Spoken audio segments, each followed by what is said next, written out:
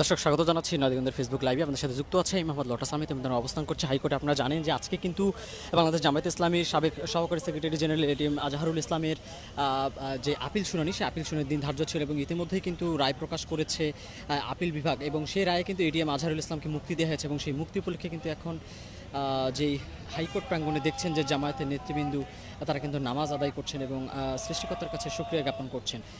আপনাদের কিছু জানিয়ে রাখি যে এটিএম আজহারুল ইসলাম 2012 সাল থেকে কিন্তু কারাগারে আবদ্ধ ছিলেন। তাকে মানবতা বিরোধী অপরাধের অভিযোগ এনে বিগত ফ্যাসিস্ট সরকারের আমলে তাকে কিন্তু কারাগারে প্রবেশ করানো হয় এবং তার বিরুদ্ধে কিন্তু দীর্ঘদিন থেকে মানবতা বিরোধী অপরাধের প্রায় 6টি মামলা চলমান ছিল। সর্বশেষ একটি মামলায় কিন্তু আপিল করেছিল এটিএম আজহারুল ইসলামের আইনজীবী এবং সেই আপিলের যে রায়, সে রায় ঘোষণার দিন কিন্তু ধার্য ছিল আজকে এবং ইতিমধ্যেই কিন্তু এটিএম আজহারুল ইসলামের যে রায়, সে রায় ঘোষণা করেছে হাইকোর্ট উচ্চ আদালত এবং সেই রায় কিন্তু এটিএম আজহারুল ইসলামকে যেই মৃত্যুদণ্ডের আদেশ, সেটি থেকে কিন্তু মুক্তি দেওয়া হয়েছে এবং এখন আপনারা দেখতে পাচ্ছেন যে জামায়াতের শীর্ষ নেতৃবৃন্দ যারা রয়েছেন তারা কিন্তু এখন ঠিক হাইকোর্ট প্রাঙ্গণে অবস্থান করছেন এবং আজ বেলা 11:30টায় ডিপ্লোমা ইঞ্জিনিয়ার্স ইনস্টিটিউশনে কিন্তু আনুষ্ঠানিকভাবে সংবাদ সম্মেলন করবেন বাংলাদেশ জামায়াত ইসলামী এবং জামাত নেতৃবৃন্দরা যেমনটি বলছেন যে তারা কিন্তু আজকের যে রায়, সেই রায়ে কিন্তু তারা সন্তুষ্টি প্রকাশ করেছেন এবং আপনারা দেখতে পাচ্ছেন যে এখনকার যেই চিত্র, জামায়াতের যে শীর্ষ নেতৃবৃন্দ যারা রয়েছেন বর্তমানে তারা কিন্তু এখন হাইকোর্ট প্রাঙ্গণে অবস্থান করছেন এবং ইতিমধ্যেই কিন্তু আপিল বিভাগ কিন্তু যে রায়, সে রায় কিন্তু ঘোষণা করেছে। আজকে কিন্তু যে রায়, সে রায় আজকের আপিল বিভাগের কার্যতালিকার 1 নম্বর অবস্থানে ছিল এবং ইতিমধ্যেই কিন্তু সে রায় ঘোষণা করেছে এবং এই রায়কে ঘিরে কিন্তু জামাতের যেই নেতৃবৃন্দ যারা রয়েছে তারা কিন্তু এই হাইকোর্ট প্রাঙ্গণে অবস্থান করছে। আপনারা নিশ্চয়ই দেখতেই পাচ্ছেন এখানকার যে সার্বিক চিত্র। আমরা দেখেছি যে জামায়াতের কেন্দ্রীয় নেতৃবৃন্দ সহ ঢাকা মহানগর উত্তর এবং দক্ষিণের নেতৃবৃন্দ যারা রয়েছে তাদের সাথে একটু ইতিমধ্যে তো রায় প্রকাশ হয়েছে, আপনাদের মনের ভাবটা একটু জানতে চাই। আলহামদুলিল্লাহ, এই রায়ে আমরা খুশি। এর মাধ্যমে বাংলাদেশের ইতিহাসে ন্যায় বিচার প্রতিষ্ঠিত হয়েছে এবং এই বাংলাদেশের জনগণ আগামী দিনে কোর্টের মাধ্যমে ন্যায় বিচার পাবে, এটা হইল গিয়ে আমাদের মনে অধিক বিশ্বস্ততা জন্ম হয়েছে। এজন্য আমরা খুশি। এই আন্দোলনের কর্মী হিসাবে আমাদের প্রাণপ্রিয় নেতা আজকে বেকসুর খালাস পেয়েছেন, আমরা খুশি এবং আনন্দিত। ইনশাল্লাহ এটা তো আইনি প্রক্রিয়া, যেটা এটা হইল গিয়া কম সময়ের ভিতরে, এটা ইনশাল্লাহ আমরা আশা করতেছি এটা মিনিমাইজ করে উনি মুক্তি পেয়ে যাবেন। তো আইনি প্রক্রিয়াটা সব শেষ, বাকিটা হইল জেলখানায় এবং আইনের সাথে যে প্রক্রিয়াগুলো আছে এগুলো দ্রুত সময়ের ভিতরে মেনটেন হয়ে যাবে ইনশাল্লাহ।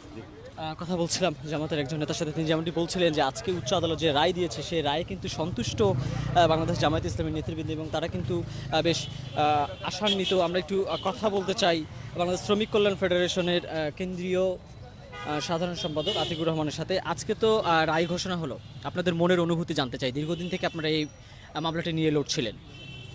জি আলহামদুলিল্লাহ, আমরা আল্লাহ শুকরিয়া আদায় করছি যে দীর্ঘদিন পরে হলো সত্যের জয় হয়েছে, মিথ্যা পরাভূত হয়েছে এবং যে মিথ্যা অভিযোগের উপরে ভিত্তি করে দীর্ঘদিন পর্যন্ত এটিএম আজহারুল ইসলামকে তারা কারারুদ্ধ করে রেখেছে, আজকে রায়ের মধ্যে প্রমাণিত হয়েছে অন্যায়ভাবে এটিএম আজহারুল ইসলামকে তারা রায় দিয়েছিল, তার উপরে জুলুম করা হয়েছে। আমরা অত্যন্ত খুশি। আমরা মনে করি এর মধ্যে দিয়ে বাংলাদেশ জামায়াত ইসলামের উপরে যে কলঙ্ক লেপন করার চেষ্টা আওয়ামী লীগ করেছিল, আওয়ামী লীগের সেই চেষ্টা ব্যর্থ হয়েছে এবং জামায়াত ইসলামী এখানে বিজয়ী হয়েছে আলহামদুলিল্লাহ। এবং যে অভিযোগগুলো নিয়ে দীর্ঘদিন জামায়াতকে কালিমা লেপন করার চেষ্টা করা হয়েছিল, তার সাথে কোনো সম্পৃক্ততা আমাদের নেতৃবৃন্দের নেই, জামায়াতের নেই, আজকে আদালতের এই রায়ের মধ্যে দিয়ে সেটা আবারও প্রমাণিত হয়েছে। আনুষ্ঠানিকতা শেষে তিনি কবে মুক্তি পেতে পারেন? আমরা আশা করছি আজকালের মধ্যে মুক্তি পাবেন তিনি। তাকে গ্রহণ করার ক্ষেত্রে আপনারা কোনো ব্যবস্থা নিয়েছেন কিনা সেটা আমাদের আলোচনা করব। আমরা আল্লাহ শুকরিয়া আদায় করবো সবার আগে, বড় বিষয়। বাকিটা পরবর্তীতে আমাদের সংগঠন সিদ্ধান্তের ভিত্তিতে সেটা সিদ্ধান্ত হবে।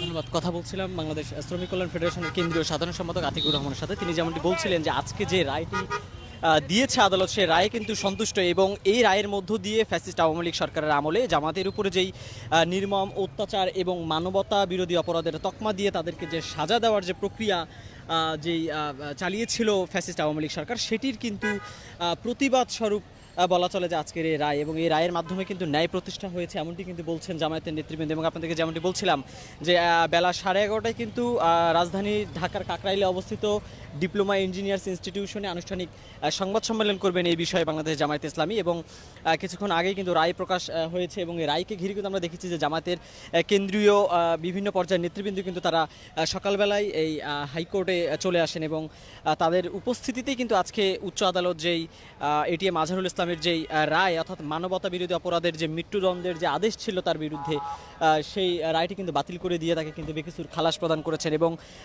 আইনজীবীরা যেমনটি বলছেন যে আইনগত যে প্রক্রিয়াগুলো রয়েছে সেটাই শেষ করে 2-1 দিনের ভিতরেই তিনি কারাগার থেকে মুক্তি পাবেন এবং মুক্ত বাতাসে তিনি ফিরে আসবেন। দর্শক, যুক্ত করেছিলাম হাইকোর্ট প্রাঙ্গণ থেকে, জানানোর চেষ্টা করছিলাম এটিএম আজহারুল ইসলামের যে রায় শুনানি, সেই রায় শুনানির পরবর্তী অবস্থা নিয়ে নতুন কোনো আপডেট নিয়ে আপনাদের সাথে যুক্ত হবো। সে পর্যন্ত নয়াদিগন্ত সাথে থাকবেন।